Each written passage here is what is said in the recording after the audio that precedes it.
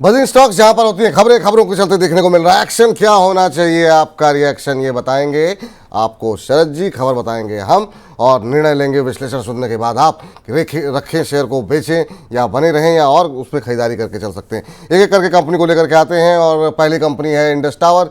Indus tower पे आज हम काफ़ी अच्छा मूव देख रहे हैं। खबर यह है कंपनी की 30 जुलाई को होनी है बोर्ड बैठक। बोर्ड बैठक में क्या होगा, शेयर बायबैक पर फैसला संभव हो सकता है और ये 8 साल में पहली बार कंपनी जो है वो इंडस टावर जो है वो बायबैक करेगी। वोडा आइडिया के चलते काफ़ी ज़्यादा शेयर में काफ़ी ज़्यादा खबरों में कंपनी रही थी।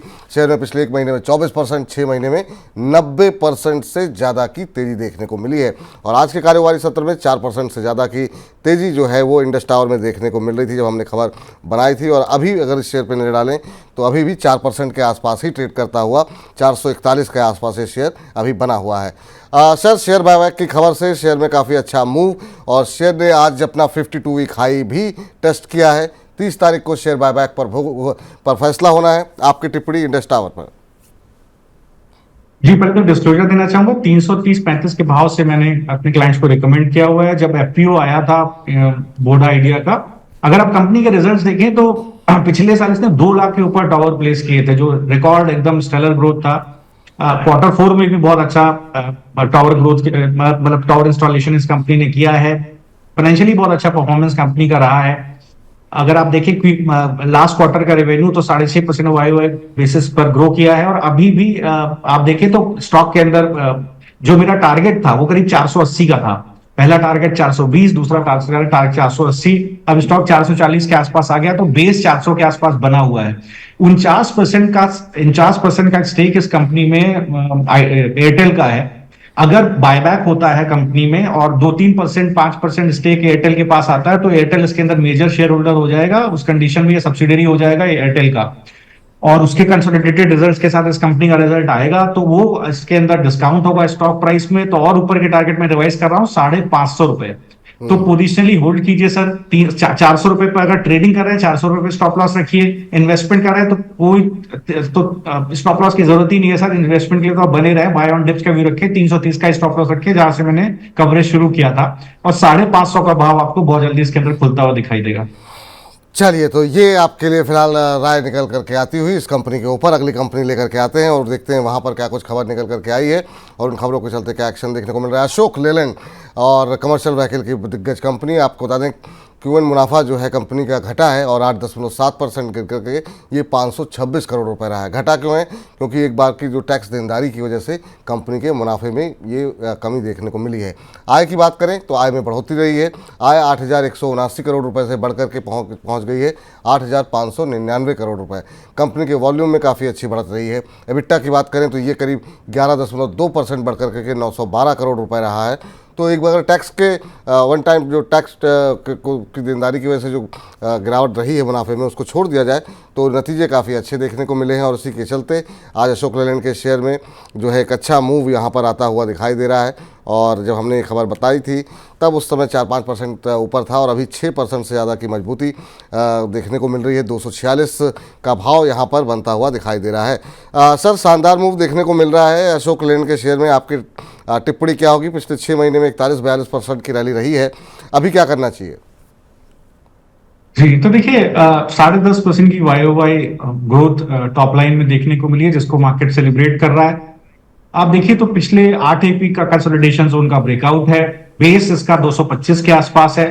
बाय ऑन डिप्स का व्यू रखिए। 225 का स्टॉप लॉस रखिए। गिरे तो खरीदिए। 225 के नीचे ही पोजीशन काटिए। ये कम से कम 275 पहला टारगेट और ऊपर 320 पोजिशनली। तो ट्रेडिंग पर्सपेक्टिव से 275 का टारगेट रखिए। इन्वेस्टमेंट के पर्सपेक्टिव से 320 का टारगेट रखिए और बने रहिए।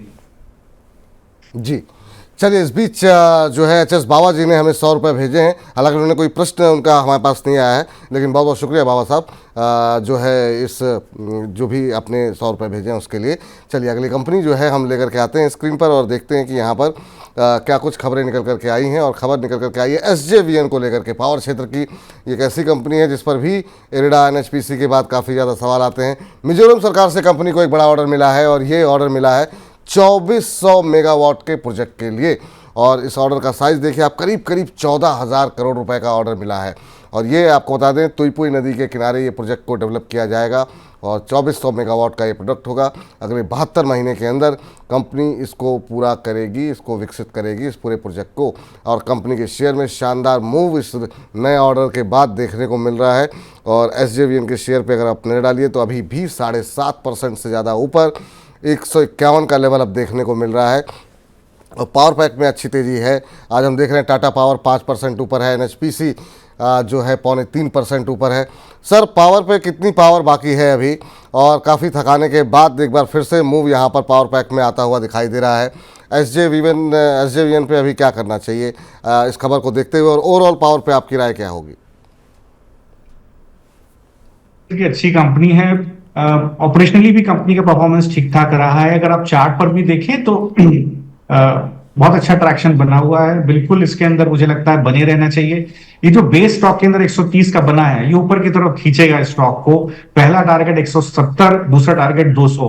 ट्रेडिंग के पर्सपेक्टिव से भी यहाँ पे एंट्री कर सकते हैं, बाय एंड डिप्स का व्यू रख सकते हैं। स्टॉप लॉस 130 के पास रखिए, बाय कीजिए 170 और 200 के टारगेट के लिए। और देखिए विपुल जी, मेरा मानना है कि जिस तरह का केपेक्स गवर्नमेंट प्लान कर रही है पिछले 4-5 साल से, 11, 11.5, 12 लाख करोड़ का केपेक्स प्लानिंग होती है, जिसपे इंफ्रास्ट्रक्चर, पावर सेक्टर को काफी पैसा जाता है। तो पावर सेक्टर में लंबी अवधि के लिए जरूर बने रहना चाहिए। मुझे लगता है कि बिल्कुल यहाँ पर इस पर्टिकुलर सेक्टर में जितने भी स्टॉक्स हैं वहां पर बहुत अच्छा ट्रैक्शन बना रहेगा। तो मुझे नहीं लगता कि यहाँ पोजीशन काटने की जरूरत है। हाँ, ट्रेडिंग पर्सपेक्टिव से अगर आप हैं तो बाय ऑन डिप्स के नजरिया रख सकते हैं। देखिए NTPC पावर ग्रिड को अगर आप देखें JSW एनर्जी देखें, SJVN देखिए, बहुत अच्छा ट्रैक्शन स्टॉक्स में है। तो बिल्कुल यहाँ पर बने रहिए। और जो दर्शक ट्रेडिंग की टिप्स चाह रहे हैं, जहां पर लॉस बुक हो रहा था, उसमें से पिछले 2 जो स्टॉक मैंने शेयर किए हैं, वहां पर आप अपनी पोजीशन लॉस वाले काटिए, यहां चले जाइए सर। जी, चूंकि अब पावर की बात चली है, थोड़ा सा तो सुजलॉन पे भी नजर डाल लीजिए। क्या एक महीने में 17-18% भाग गया है सर ये, और बीच में 5% के अपर सर्किट भी लग रहे थे। क्या करना चाहिए? अब जो टारगेट थे वो काफ़ी हद तक मीट होते हुए दिखाई दिए, अब 60 के ऊपर पहुंच गया है, यहाँ से और अपसाइड कुछ है क्या? बिल्कुल, ये 40-45 रुपए से तो मैं ही आपको ये स्टॉक लगातार शेयर कर रहा हूँ। देखिए 70 रुपए का टारगेट था मेरा जब मैंने 40-45 पे आपको शेयर किया था। और लंबी अवधि, अगर 50 रुपए का EPS है कंपनी, अगर कोई 4-5 साल होल्ड करता है, 250-300 का प्राइस इसका खुलने वाला है। अगर आप देखें तो बेहतरीन ऑर्डर बुक पहले भी थी, Q4 में भी देखें तो 3.5 गीगावाट के आसपास की ऑर्डर बुक थी। इंटरनल कंपोजिशन चेंज किया था कंपनी ने for better functioning, better operational efficiency. बहुत अच्छी ऑपरेशनल रेवेन्यू विजिबिलिटी है। EPC और थर्ड पार्टी, अगर आप देखें तो नॉन EPC में ऑर्डर बुक का अच्छा स्प्लिट है। विंड इंस्टॉलेशन में आप देखें तो गवर्नमेंट का फोकस है। 2024 से सबसे ज्यादा टॉप लाइन, सबसे ज्यादा एग्जीक्यूशन देखने को मिला है।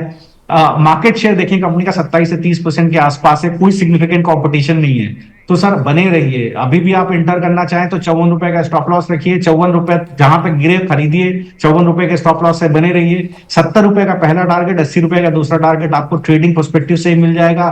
4 से 5 साल होल्ड करेंगे तो मल्टी बैगर होगा, 250 से 300 के टारगेट खुलेंगे। जी, चलिए, इस बीच 1250 के आसपास से ज़्यादा दर्शक हमारे साथ सिर्फ यूट्यूब के माध्यम से जुड़े हुए हैं। इसके अलावा हमारे फेसबुक और हमारे ऐप पर भी लगातार बड़ी संख्या में दर्शक जुड़ रहे हैं। तो आप सभी दर्शकों का तहे दिल से बहुत बहुत शुक्रिया। अगली कंपनी जरा स्क्रीन पर लेकर के आते हैं। एम्फेसिस नतीजे रहे हैं और नतीजों के बाद IT पर लगातार फोकस रहा है यहाँ पर शरद जी का, और बार बार वो आपको कह रहे थे। और एम्फेसिस के नतीजे आए हैं। कंपनी का मुनाफा 2.1% बढ़कर के 404 करोड़ रुपए रहा। वहीं कंपनी की आय पे अगर हम नजर डालें तो आय में भी हमने देखा कि इजाफा देखने को मिला है और ये 4.6% बढ़ी है। और ये पिछले YoY कंपैरिजन है ये, क्योंकि ज़्यादातर IT कंपनियों का हम Q-on-Q कंपैरिजन करते हैं।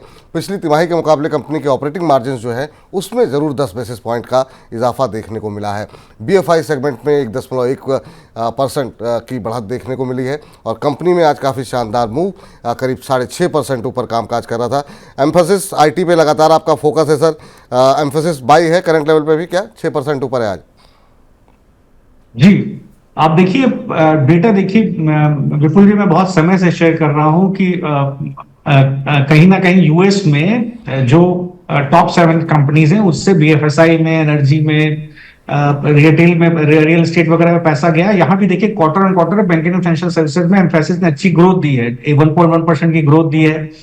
इंश्योरेंस में देखिए डिसेंट ग्रोथ दिया, वाई 10.5% का ग्रोथ दिया है। तो इस शेयर को देखिए मैं काफी समय से से आपको बता रहा हूँ, लगभग 2224 रुपए के भाव से मैं ही शेयर कर रहा हूँ। पहले 2830 का टारगेट दिया था, फिर आपने दोबारा मौका दिया तो 3150 का टारगेट दिया और 3500 का टारगेट दिया। अभी भी मेंटेन है सर, बने रहिए। मुझे लगता है 3500 के टारगेट इसके अंदर खुलेंगे। अभी 3150 का टारगेट तो अभी आ जाएगा, तो 3500 के टारगेट के लिए एक स्टॉप लॉस डाल लीजिए 2700 रुपए का। वैसे इस तरह के स्टॉक में कंपनीज में डालना नहीं चाहिए, लेकिन आप ट्रेडिंग पर्सपेक्टिव से जाएं तो एक स्टॉप लॉस डाल लीजिए 2790 के आसपास, और 3560 3570 के टारगेट के लिए बने रहिए। चलिए, ये राय निकल करके आती हुई अरुण कुमार जी कह रहे हैं नमस्कार विपुल जी और शरद जी की लॉन्ग टर्म कॉल्स का मैं बहुत बड़ा फ़ैन हूँ सर। 5 साल के लिए कुछ एक मल्टी बैगर जो है पोटेंशियल स्टॉक बताइए कुछ सर। अभी आप इंतज़ार कीजिए, चुन के का हमारा सेगमेंट आने वाला है, उसमें शरद जी कुछ शेयर आपको अवश्य बताएंगे, और वो कितनी लंबी अवधि के हैं, क्या लंबी अवधि में रख सकते हैं कि नहीं, वो सब हम उनसे पूछेंगे आपके रिप्रेजेंटेटिव बन करके। तो आप बने रहिए कार्यक्रम में। चलिए अगली कंपनी लेकर के आते हैं डीएलएफ के भी नतीजे आए हैं, और नतीजों के बाद आपको बता दें आय में जो है थोड़ी सी गिरावट जरूर रही है, 1423 से घट करके 1362 करोड़ रुपये। लेकिन जो है कंपनी का मुनाफा वो काफ़ी शानदार रहा है, क्योंकि लग्जरी प्रोजेक्ट जो है वो काफ़ी अच्छी खासी वहाँ बिक्री रही है, 23% का इजाफा, और ये रहा है 645 करोड़ रुपए। तो ये फिलहाल वहीं अगर एबिटा मार्जिन की बात करें तो एबिटा मार्जिन में दबाव देखने को मिला है, 42% घटा है एबिटा, और ये 229 करोड़ रुपए रहा है। वहीं मार्जिन में भी हमने देखा कि 27.80% से घट करके एबिटा मार्जिन 16.8% रहे हैं। तो ये नतीजे रहे हैं सर। डीएलएफ पे आपकी राय क्या होगी? रियल एस्टेट में मजबूती जरूर देखने को मिल रही है। देखिए, जो बेसिकली इंडेक्सेशन का अबॉलिश किया है गवर्नमेंट ने, उसमें गवर्नमेंट थोड़ा सा डैम्पनर हुआ रियल एस्टेट, लेकिन गवर्नमेंट समझाने की कोशिश करी कि भाई जो आपने पिछले 5-1 साल में प्रॉपर्टीज खरीदी है उसका आप अगर, क्योंकि लॉन्ग टर्म कैपिटल गेन घट गया, उसके अंदर 20% से 12.5% हो गया, तो कहीं ना कहीं डिबेट है कि आपको इसका फायदा कैसे होगा। ज्यादा गवर्नमेंट क्या कह रही है, आपको ज्यादा फायदा होगा, मार्केट पार्टिसिपेंट थोड़ा सा जीत रही है। अगर आप डीएलएफ को अदरवाइज देखेंगे तो फाइनेंशियल ईयर 25 की 42,000 करोड़ की पाइपलाइन है जो प्रोजेक्ट लॉन्च की है, जिसमें लग्जरी सेगमेंट में आप अगर देखें तो डिसेंट इनके पास अच्छे खासे, और लग्जरी के अंदर इनकी सेल्स बहुत अच्छी है। विपुल जी आपने देखा होगा, तुरंत इन्वेंट्री लॉन्च होती तुरंत सेल इनकी हो जाती है। लेकिन अगर स्टॉक में आप देखें तो एक थोड़ी सी थकावट आ गई है। मुझे लगता है कि बिल्कुल यहाँ पर थोड़ा सा आपको सावधान होना चाहिए। अगर आप एक ट्रेड लेना चाहते हैं तो रिस्की ट्रेड ले सकते हैं। 770-75 के आसपास स्टॉप लॉस रखिए, 833 का भाव है। इसमें बड़ा मूव आएगा जब 885 के ऊपर चलना शुरू करेगा। अगर 885 पर सस्टेन करेगा तब आप इसका लंबे मतलब एक थोड़ा सा पोजिशनल व्यू लीजिएगा। 1000 रुपए का, 1100 रुपए का आपको बिल्कुल मिलेगा। तो एक स्टॉप लॉस रखिए 775 के आसपास, और अगर चाहें तो रिस्की ट्रेड एंट्री करिए। चलिए, तो इसी के साथ अब बजिंग स्टॉक्स को यहीं पर समाप्त करते हैं।